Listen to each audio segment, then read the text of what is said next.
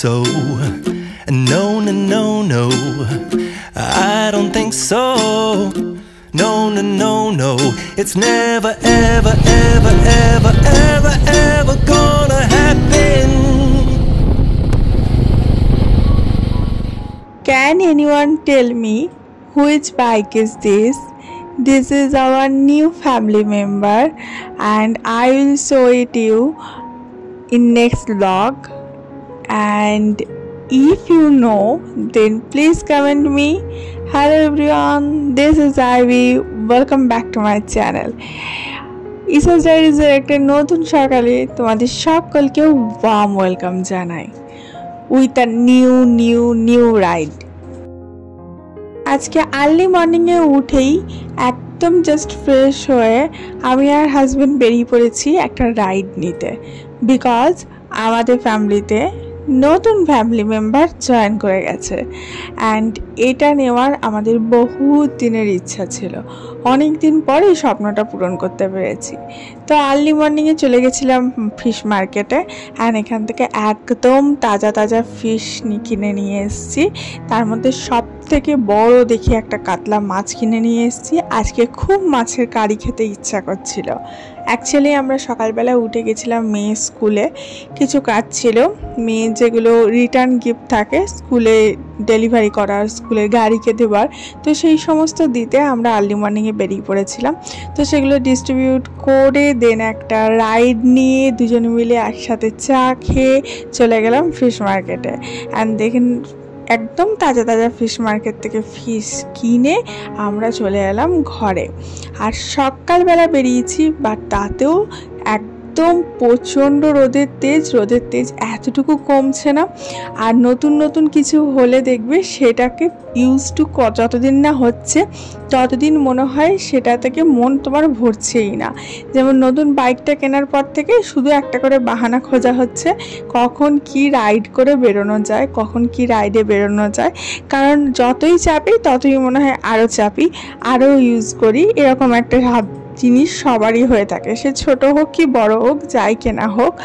তো যাই হোক, মানুষের স্বপ্ন দেখার শেষ নেই, আশার শেষ নেই। স্বপ্ন দেখা যেখানে শেষ হয়ে যাবে বা তুমি আশা করা যেখানে শেষ করে দেবে, সেখান থেকে ওপরে তুমি কখনো উঠতে পারবে না।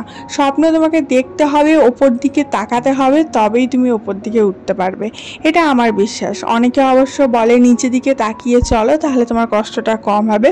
কিন্তু তুমি যদি সবসময় নিজের দিকে তাকাতে থাকো তাহলে কিন্তু তোমার বড় স্বপ্নগুলো কোনোদিন ফুলফিল করতে পারবে না। সবসময় ওপরের দিকে তাকাতে হবে এবং এটা বিশ্বাস রাখতে হবে নিজের মনের মধ্যে যে ইয়েস আমি পারবো, we can do it and আমি এটা করে দেখাবই বা এটা আমি করবই। যদি এই বিশ্বাসটা মনের মধ্যে থাকে এবং এই আশাটা, এই স্বপ্নটা নিয়ে আমরা বাঁচি, তাহলে গোটা ইউনিভার্স আমাকে হেল্প করবে আমার এই স্বপ্নটাকে পূরণ করতে এবং এই জিনিসটাকে ফুলফিল করতে। এটাকে বিশ্বাস করে বাঁচি বলেই হয়তো একটু করে নিজের স্বপ্নগুলো পূরণ করতে পারছি।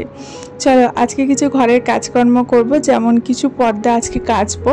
পর্দাগুলো আমি এখন আর ওয়াশিং মেশিনে কাচছি না, তার কারণ হচ্ছে ওয়াশিং মেশিনে কিছু জিনিস কাচলে একদম খারাপ হয়ে যায়। পর্দার মধ্যে একটা হালকা লেয়ারের একটা হোয়াইট কালারের এক্সট্রা কাপড়ের টুকরো লাগানো থাকে, যেটা ওয়াশিং মেশিনে কাচলে নষ্ট হয়ে যাচ্ছে। তো ভাবলাম দুই ঘরের দুটো দরজার পর্দা আজকে কাচি। আমার এই পর্দাগুলো কাস্টমাইজ করে বানানো, এগুলো অলমোস্ট 7 ফিটের পর্দা, তার জন্য এগুলো কাচতেও বেশ কষ্ট। তবে হ্যাঁ, একবার কাচা হয়ে গেলে ঝটাঝট শুকিয়ে যায়। আবার শুনছি 2 দিন অন্তর নাকি প্রচুর বৃষ্টি আসছে, তো ভাবলাম আজকেই কেচে নিই, দুটো অন্তত কাচা থাক, একটু করে কাজগুলো এগোতে হবে। কারণ দোরগোড়ায় একদম চলেই এসছে দুর্গাপুজো, আর দুর্গাপুজোর আগে যত ডিপ ক্লিন আছে সমস্ত কাজ কমপ্লিট করতে হবে। আর পর্দাটা আমি মোটামুটি রেয়ারলি কাচি, খুব একটা ফ্রিকোয়েন্টলি কাচি না, তার জন্য পর্দাগুলো একটু নোংরা হয়। তবে কি বলতো, ডিপ কালারের পর্দা বলে নোংরাটা চট করে বোঝা যায় না বা সানলাইটটাও খুব একটা ঘরের মধ্যে ঢোকে না, তার জন্য আমি সবসময় ডিপ কালারের পর্দা কিনতে বেশি পছন্দ করি। কি হয়, বেড কভার, পর্দা এগুলো যদি লাইট কালার কিনি না, ওই যে নোংরাগুলো খুব বেশি বোঝা যায় বা চোখে পড়ে, তখন ফ্রিকোয়েন্টলি কাচতে হয়। আর ফ্রিকোয়েন্টলি এরকম ভারী জিনিসগুলো কাচতে খুবই বেশি টাফ হয়ে যায়, কারণ এই পর্দাগুলো এগুলো কাচবো বললেই তো সঙ্গে সঙ্গে কাচা যায় না। এর যে এই রিংগুলো আছে এগুলো প্রত্যেকটা খুলতে হয়, দেন এই রিংগুলো পরিষ্কার করতে হয়, আবার যখন কেচে শোকাবার পরে এই রিংগুলো একটা একটা করে লাগানো, তারপরে সেটাকে টাঙিয়ে দেওয়া। তো এটা একটা অনেক বড় লং প্রসিডিওর হয়ে যায়, কাজ অনেকটা বেড়ে যায়। তার জন্যে আমি এইটা একটা শর্টকাট প্রসিডিওর করি। এই যে হোয়াইট কালারের যে কাপড়টা দেখতে পাচ্ছ, এই কাপড়টাও ওয়াশিং মেশিনে দিলে ওয়াশিং মেশিন খুব বেশি শুকিয়ে দেয় এবং তার ফলে এটা উঠে চলে যায়।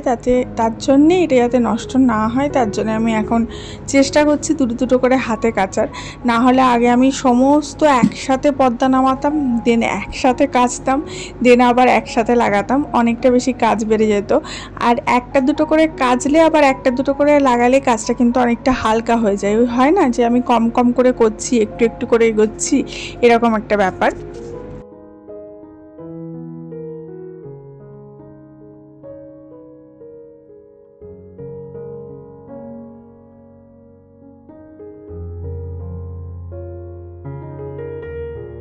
ভেজিটেবল মার্কেট থেকে এসেই যেহেতু কাজে লেগে পড়েছি না, গলাটা একদম শুকিয়ে গেছে, মনে হচ্ছিল যেন এক গ্লাস জল খাই। তো ভাবলাম জলটা খাবো না, একটু শরবত করে খাই, তাহলে শরীরটাও ভালো হবে আর শরীরে যেটা ঘাটতি ঘটেছে গরম রোদে ঘোরার কারণে সেটাও ফুলফিল হয়ে যাবে। তো এখানে শরবত বানাচ্ছিলাম আর ওখানে আমার হাজব্যান্ড এসে শুয়ে পড়েছে, দেখতে পাচ্ছ। মানে ওর এত গরম করেছে, ও মেঝেতেই শুয়ে পড়েছে। তো বললো শরবতটা বানাও, তারপরে উঠে খাবো।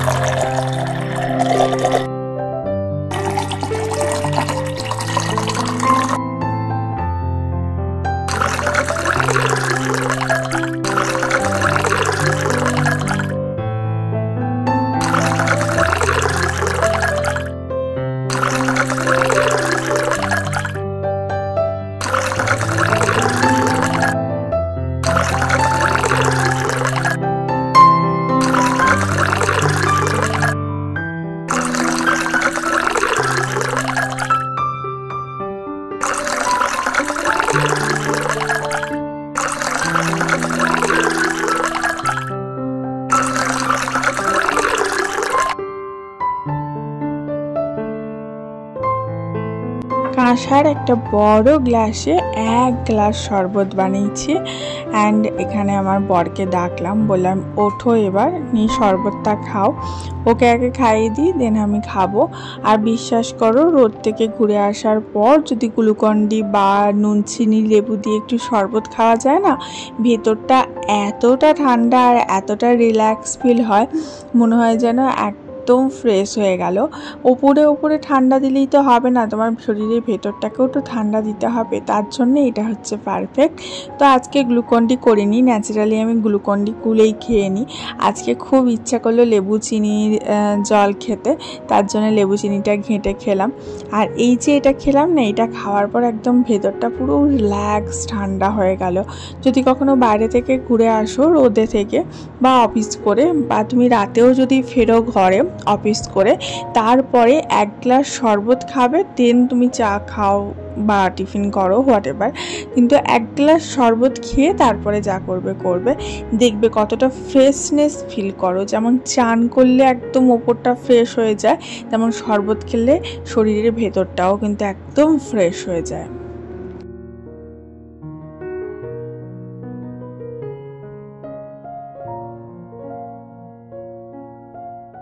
একদম ফ্রেশ বড় কাতলা মাছ নিয়ে এসেছিলাম। মাথাটা দেখেছো? এই মাথাটা পুরো আমার একটা হাতের সমান মাথা, আর মাথাটা পুরো আমি ভালো করে কাটিয়ে নিয়ে এসেছি, কানকোটা বাদ দিয়ে আর পুরো মাংস দিয়ে বড় করে কাটিয়ে নিয়ে এসেছি, কারণ আমার মেয়ে খাবে মাথাটা। আমার মেয়ে মাছের মাথা খেতে ভীষণ ভালোবাসে। আজকে ঠিক করেছি একদম চাপচাপ যেটা কারি হয় না, কালিয়া বলে, সেই কাতলা মাছের কালিয়া করব। আমার ঠাকুমা কি বলে জানো তো? আমার ঠাকুমা বলে মাছের মাথা দিয়ে মাছের ঝোল বা কালিয়া খেতে নাকি খুব ভালো লাগে। ওদিকে মাছটা ভাজতে বসিয়েছি, এদিকে আমি যে রিংগুলো খুললাম ওই রিংগুলো একটু সার্ফ জলে ডুবিয়ে একটু ব্রাশ দিয়ে ঘষে পরিষ্কার করে নিয়ে চলে এলাম। অ্যান্ড ওটাকে এখন আমার মেয়ে যে সাইকেলের সামনে যে বাস্কেটটা আছে বাকেটটাতে রেখে দিচ্ছি, আস্তে আস্তে শুকিয়ে যাবে। এরপরে আবার গিয়ে বাকি মাছগুলো ভাজবো।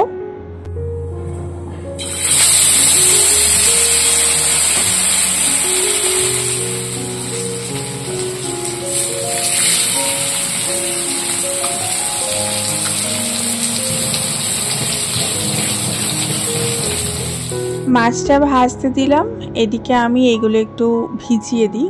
গরম জল করেছিলাম গিজারে, গরম জলে অল্প একটু সার্ফ দিয়ে ভিজিয়ে দেবো। দেন এটাকে একটু থুপে নিলেই একদম পরিষ্কার হয়ে যাবে।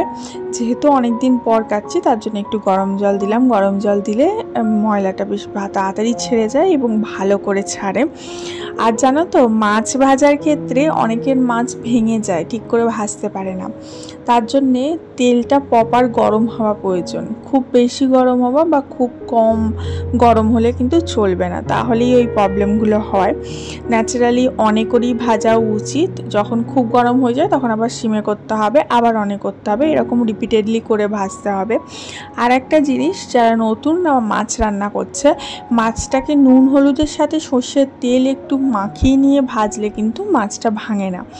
তো আমি এইসব ব্যাপারে খুব ছোট থেকেই পটু। আমার মা ঘরের কাজগুলো আমাকে খুব ছোট থেকেই করিয়েছে, আমাকে ওই আতিপুতিভাবে মানুষ করেনি, যেটা আমি আমার মেয়েকে করি। আমার মেয়েকে তো আমি কোনো কিছুই করতে দিই না, এখনও পর্যন্ত আমি ওকে খাইয়ে দিই, চান করে দিই, ইভেন সব কিছুই করিয়ে দিই।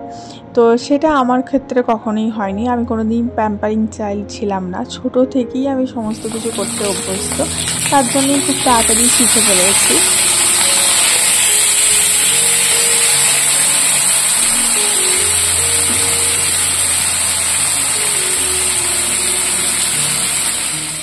যে কোনো রান্না তুমি যদি অনেক করে না করে ডিমে আছে আস্তে আস্তে ফুটিয়ে করো, রান্নাটার একটা আলাদা টেস্ট বেরোয়।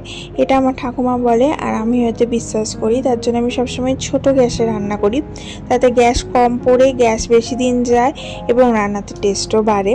তো আজকে করছি চাপচাপ মাছের কালিয়া। এটার মধ্যে পেঁয়াজ, রসুন, টমেটো, আদা সমস্ত কিছু পেস্ট দিয়ে রান্নাটা করছি। সামান্য একটু কাশ্মীরি লঙ্কার গুঁড়ি দিয়েছি, ভীষণ টেস্টি হয়। নামাবার আগে একটু ধনেপাতার কাঁচা লঙ্কা দিয়ে দেবো। আর আমি এই কালিয়াটা করার ক্ষেত্রে রসুন ইউজ করি। রসুন ইউজ করলে না একটু বিয়েবাড়ি খেতে লাগে। আর নামাবার আগে যদি একটু ঘি আর একটু গরম মশলা দিয়ে দেওয়া যায়, দারুণ টেস্টি হয় খেতে। এখন এটা ঢাকা দিয়ে হোক, ডিমে আছে। আমি তা করতে করতে যে পর্দাগুলো ভিজিয়েছিলাম সে কটা কেচে তুলে রাখবো। আমি কখনোই কাজকে ভয় পাই না, কাজ করতে আমার ভালো লাগে এবং কাজ করতে আমি এনজয় করি, এবং আমি কাজ ছাড়া থাকতেও পারি না। কিন্তু কোথাও না কোথাও গিয়ে শরীরটা সাথ দেয় না। যেমন আমি এতগুলো পর্দা ভিজিয়েছি তো, কিন্তু একটাও আমি হাতে কাচতে পারবো না, হাতে আমার এত প্রবলেম। যখন লকডাউন ছিল সেই সময় আমার মেয়ে অনেক ছোট, তখন সেই সময় ও রাত্রেবেলা বাথরুম করে দিত, তো কাঁথাগুলো আমাকে সব কাচতে হতো হাতে। তো সেই সময় হাতে অত কাঁথা কেচে তখন আমার ওয়াশিং মেশিন ছিল না, তখন আমি সবে নতুন সংসার শুরু করেছি। তো তখন হাতে ওই অত কাঁথা কেচে আমার হাত দুটোতে এমন প্রবলেম এসে গেছে যে আমি হাতে যদি বেশি ভারী কিছু তুলি বা ভারী কিছু কাচি বা বেশি চাপ দিই আমার দুটো হাতে, তখন দুটো হাতে আমার খুব পেন শুরু হয়।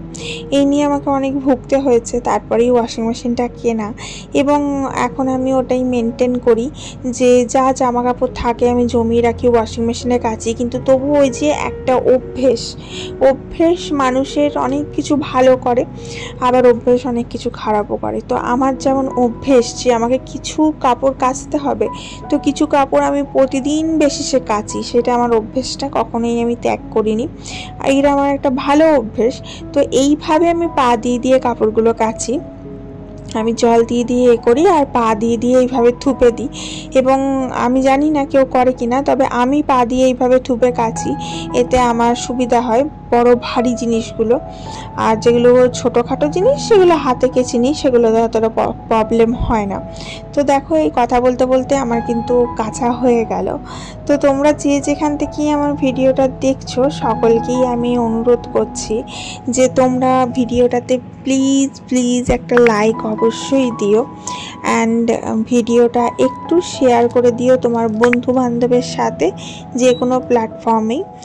আর যারা এখনও পর্যন্ত সাবস্ক্রাইব করোনি আমার চ্যানেলটা তারা আর লেট করো না, এখনই নিচে থাকা রেড লাল রঙের সাবস্ক্রাইব লেখা বাটনটাতে ক্লিক করে ভিডিওটাতে সাবস্ক্রাইব করে ফেলো আমার চ্যানেলটা।